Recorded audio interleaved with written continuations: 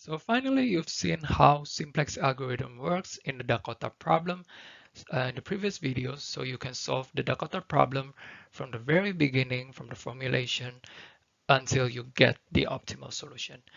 Here, I'm going to ask you some questions to check your understanding. As usual, after each questions, I will give you a pause on the video to give you the time to really think about the answer. So let's start. The first question, given this BFS on the table, what variables are the basic variables and what variables are the non-basic variables?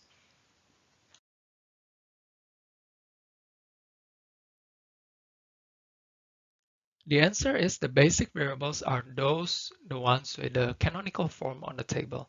So S1, S2, S4, and X1, they're all in the canonical form. So you can also see in the right-hand side of this table here, it is shown that they are the basic variables. The non-basic variables are the ones that do not have the canonical form, like X2, X3, and S3 in this BFS. The second question, in this solution or in this BFS, Dakota produces 4 desks, 0 tables, and 0 chairs, and there is no unused hour of carpentry. So carpentry is this constraint. Is this statement true or false?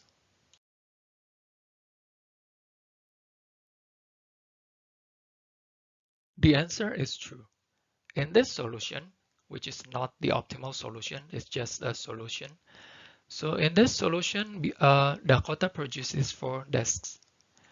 It produces 0 tables and chairs because x2 and x3 in this solution, they are non-basic variables. So the value equals 0. And then because S3, so S3 is the slack that is related to the Carpentry constraint. Because S3 is also a non-basic variable, the value of S3 is 0, which also means that we don't have any carpentry hours that is left unused. So in other words, we use all the carpentry hours because there's no S3 or S3 equals 0. In Dakota's optimal solution, Dakota uses 8 finishing hours and 2 carpentry hours. Is this statement true or false?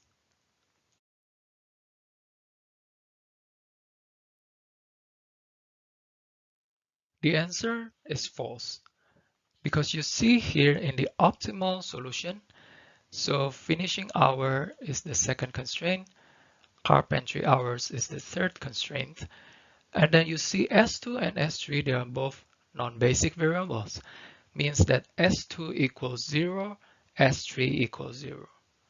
When the slack variable equals 0, it means that we don't have unused resource. In other words, we use all the resources. Now, if you go back to the problem, you see that all finishing hours that are available is 20 hours, and then we have 8 carpentry hours. Because the slack for both S2 and X3, sorry, for S2 and S3, both are 0, it means that we use 20 hours of finishing and 8 hours of constraint. Do not be misled by 8 and 2 here, because 8 here means X3 equals 8, and here X1 equals 2. When we're talking about the resources, we're going to talk about the slack, not the X variables. Suppose you are given a BFS of a maximization problem, as shown on your screen, and then I ask you to perform ratio test. And then what are the value of the ratio on the first row, second, third, and fourth row?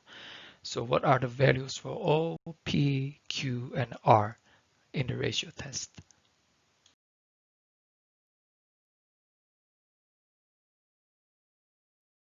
To perform ratio test, you need to know which variable becomes the entering variable, right? In this case, because you're told that this is a maximization case, you still have a negative coefficients of a variable, and that's the only one in this BFS, so x3 becomes the entering variable. So now in your ratio test, you will divide the right-hand side value by the value of this column. So O equals 16 divided by minus 1, which means the result is none. And then the value of P here is 4 divided by 0.5, which is 8. The value of Q here is 4 divided by 0.25 is 16. And then finally here 5 divided by 0 is none. So the correct answer is C. None, 8, 16, none. Given a BFS in a maximization case, the statement says that the entering variable is S3 because it has the most positive coefficient in row 0 and the leaving variable is X3. Is the statement true or false?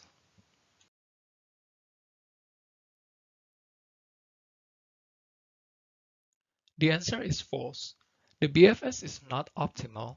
In the maximization case, the entering variable should be the one with the most negative coefficient in row 0. So in this case, it is x3. And then to determine who becomes the leaving variable, you should perform the ratio test. And then based on the ratio test, you'll find out that S2 has the smallest ratio such that it becomes the leaving variable. So that's the end of all the videos for this week. I hope now you are able to perform the simplex algorithm from the very beginning to the very end. And next week we are going to talk about some other cases that we are going to solve using simplex algorithm. So see you on the videos on the next week. Thank you.